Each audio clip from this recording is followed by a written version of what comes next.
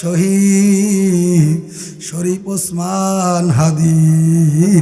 আমার যুবক ভাই বাবারা আমার কোরআনের পক্ষে বলিষ্ঠ কণ্ঠে আওয়াজ দিছে।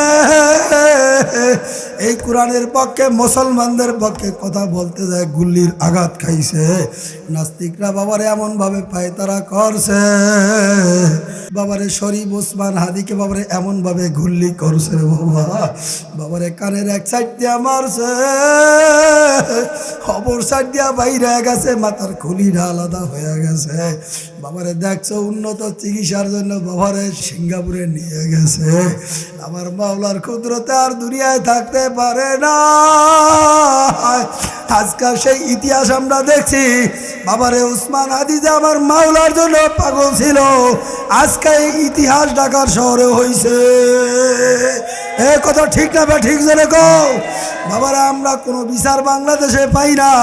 আমরা আজকে প্রধান উপদেষ্টার কথা শুনছি, কথা কিন্তু মজাই লাগছে, কিন্তু আল্লাহু আকবার শহীদ, আল্লাহু আকবার শরীফ ওসমান হাদি। বাবারে যারা খুনি, যারা খুন করছে তাদেরকে নিয়ে বিচারের আওতায় আনবে এমন কোনো আশ্বাস আমাদেরকে দেয় না। এ কথা ঠিক না বা ঠিক জেনে কও। মৃত্যুর পরে, হত্যার পরে 70 বছর পরে যদি বিদেশ থেকে খুনিদেরকে আইরা বাংলাদেশে বিচার করতে পারে, আমার ভাই শহীদ কেন, আমার ভাইকে যারা হত্যা করেছে তাদের বিচার বাংলাদেশের জমিনে করতে হবে, করতে হবে। কারা কারা প্রস্তুত?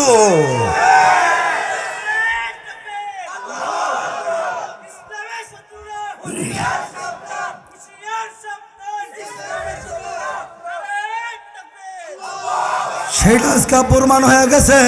18 লক্ষ মুসলমান মা বোনরা বাবারে শহীদ ওসমান, আল্লাহ শরীফ ওসমান হাদিকে বাবারে কতটা মহাব্বত করছে। যুবক তোমরা কি দেখো নাই?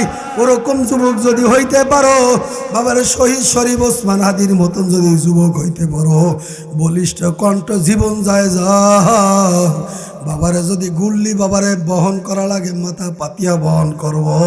বাবারে ওসমান হাদি বাবারে ইন্তেকালের আগে ডাক দিয়া বলিয়া গেছে, আমার একটা ছোট বাচ্চা 6 মাসে, আমি ওসমান হাদি বুঝি আর থাকবো না, আমার এই ছোট বাচ্চাটা তোমরা দেখা রেখো। বাবারে কোরআনকে মহব্বত কইরা আজকে সন্তানকে ওসমান হাদি এতিম বানায়া গেছে। বাবারে নিজের স্ত্রীকে বাবারে বিধবা বানায়া গেছে। তার ভাই মুফতি আবু বকর সিদ্দিকের কথা শুই না আমি আজকে অনেক সময় কান্নাকাটি করছি। 2:30 মিনিটে যাস, আল্লাহ দেখছে চোখে কি পরিমাণ অশ্রু ঝরছে। বাবার ওই ময়দান, জানাজার ময়দানে কায়েম হয়ে গেছে, ওই লক্ষ লক্ষ মানুষের চোখের পানি দ্বারা বাবারে ঢাকা শহর ভাসিয়া গেছে। কথা কন ঠিক না ব্যাঠিক ধরে কন, আমাদের সব দেখা শেষ, এইবার আমাদের কোরআনের বাংলাদেশ। এ কথা ঠিক না ঠিক ধরে কও।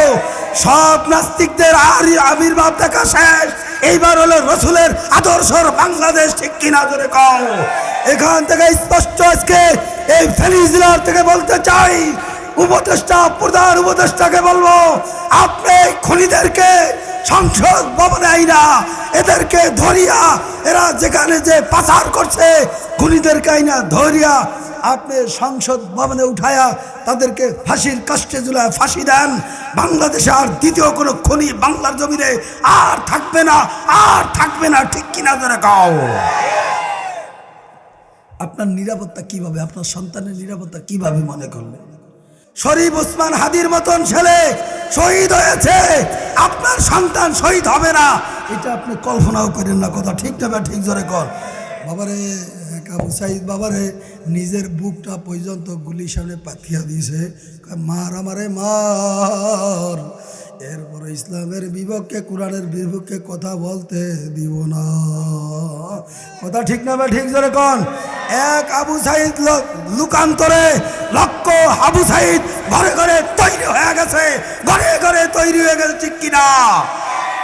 এক শহীদ শরীফ ওসমান হাদি শহীদ হয়েছে, হাজারো ওসমান হাদির মতন যুবক লক্ষ লক্ষ যুবক শরীরে তাজা রক্ত দেওয়ার জন্য প্রস্তুত হয়ে বসে আছে, ঠিক কিনা?